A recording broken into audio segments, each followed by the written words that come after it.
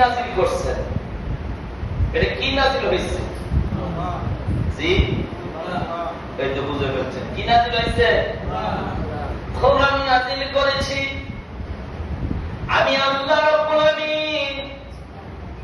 মহিমান্বিত রাত্রে নাজিল করেছি। এই মহিমান্বিত রাত্রটার কারণে রমজানের মর্যাদা বেড়ে গিয়েছে।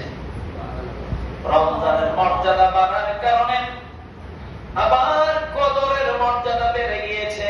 রাতের মধ্যে ফজরের রাত্রটার মর্যাদা আমি বাড়িয়ে দিয়েছি। আবার বাড়ানোর পরে যেই মানুষটা এইগুলি মানবে, পালন করবে, এই যেই মানুষটা তার জীবন পরিচালনা করবে আল্লাহর সেই বিধান দিয়া, আল্লাহর সেই হুকুম দিয়া, সেই মানুষটার ব্যাপার আমি বলে দিলাম কদর। আমি কদরের কারণে তার মর্যাদা আমি বাড়াইয়া দেব।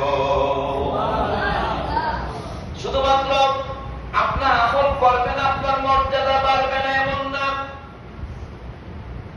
আপনি কোরআন তেলাওয়াত করেছেন এর জন্য মর্যাদা বেড়ে যাবে, তেলাওয়াতের কারণে।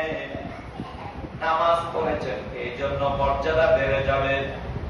সব দিকে এক কথার মধ্যে বলতে চাই, যেখানে যাবেন সেখানে যদি আল্লাহর কোরআন দিয়ে সেট করে চলতে পারেন, আল্লাহর কোরআন দিয়ে আপনি জীবন সংসার আপনি চালাইতে পারেন, সাজাইতে পারেন, তাহলে এই কারণে আপনার মর্যাদা বাড়াই দিবেন কে?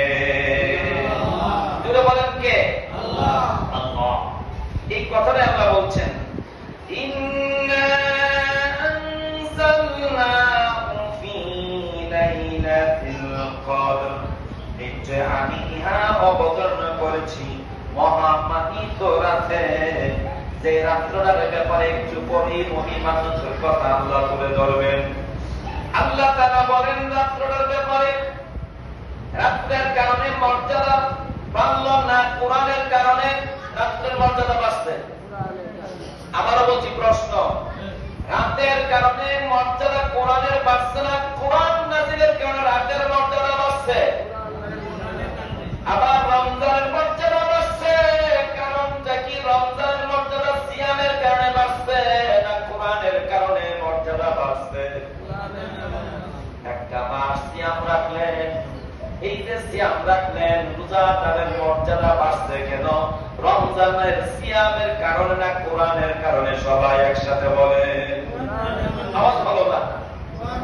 কোরআনের